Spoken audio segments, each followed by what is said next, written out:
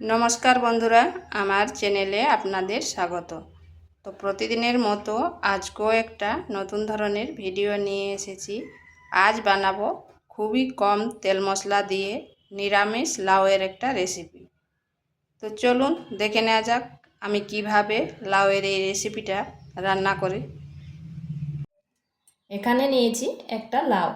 এরপর লাউটাকে কেটে নেব।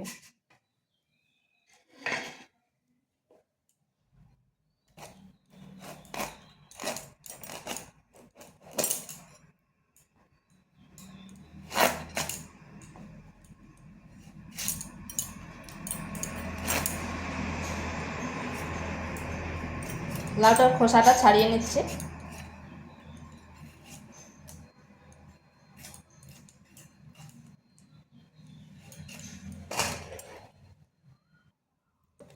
লাউটা ছুলে নিয়েছি। এরপর এরকম একটা গ্রেটার নিয়েছি, এটাকে গ্রেড করে নেব। বড় দিকটায় গ্রেড করে নিচ্ছি, তাতে লাউটা তাড়াতাড়ি সেদ্ধ হয়ে যাবে আর কাটাটাও একেবারে ঝুরি ঝুরি হবে।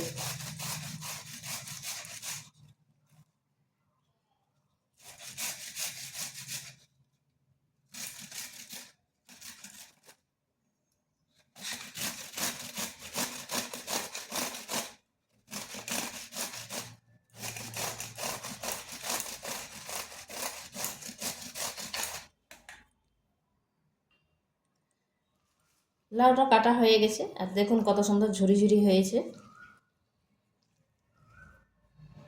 আর লাউটা আমি ছুলে করে ধুয়ে নিয়েছি, আর ধোয়ার কোনো প্রয়োজন নেই, কারণ লাউতে অনেক প্রচুর তো জল বেরোয়, তাই আগে থেকেই ধুয়ে নিয়েছি।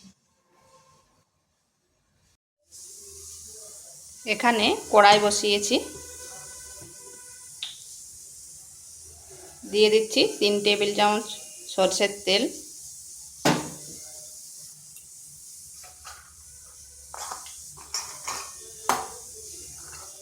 দিয়ে দিচ্ছি বড়ি।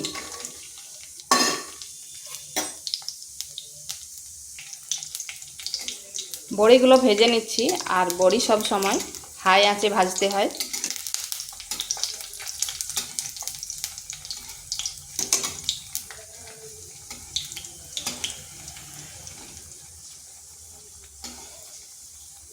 এইভাবে লাল লাল করে ভেজে নিচ্ছি।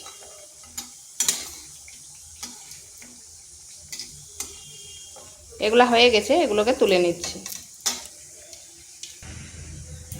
ওই তেলের মধ্যে দিয়ে দিচ্ছি 5 ফোড়ন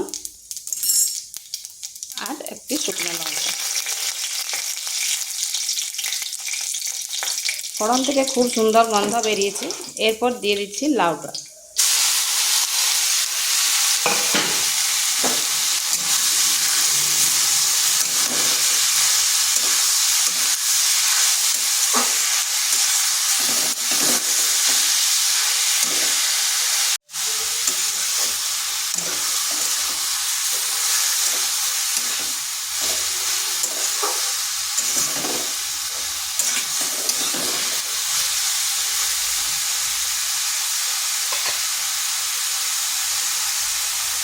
দিয়ে দিচ্ছি পরিমাণ মতো লবণ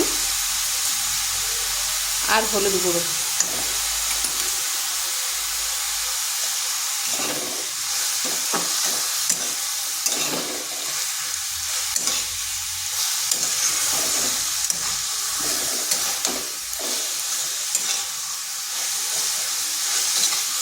আজ এই লাউয়ের রেসিপিটা খুবই কম তেল মশলা দিয়ে রান্না করব, কিন্তু খেতে এর টেস্টটা দুর্দান্ত হয়।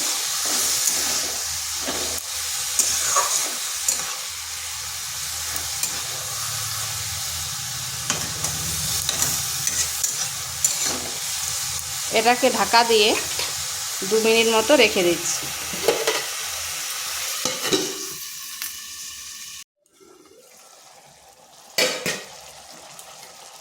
দেখুন লাউ থেকে কত জল বেরিয়েছে।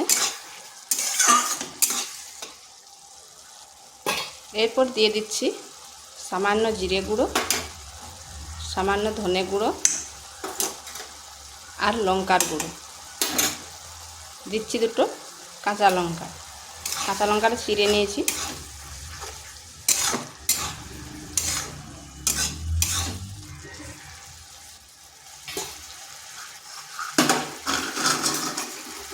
দিচ্ছি ভেজে রাখা বড়িগুলো। এখানে কিন্তু আমি আর কোনো রকম জল ব্যবহার করব না, এই জলের মধ্যেই বড়িগুলো সিদ্ধ হয়ে যাবে।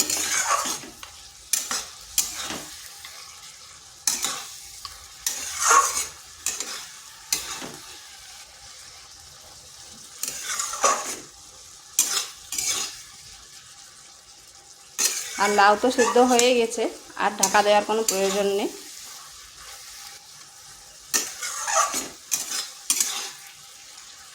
এখানে একটু চিনি দিয়ে দিতে পারেন, কিন্তু আমি চিনি ব্যবহার করব না।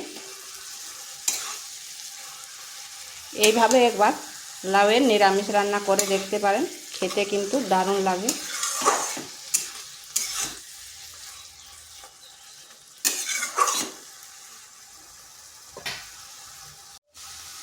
দিয়ে দিচ্ছি গরম মশলা।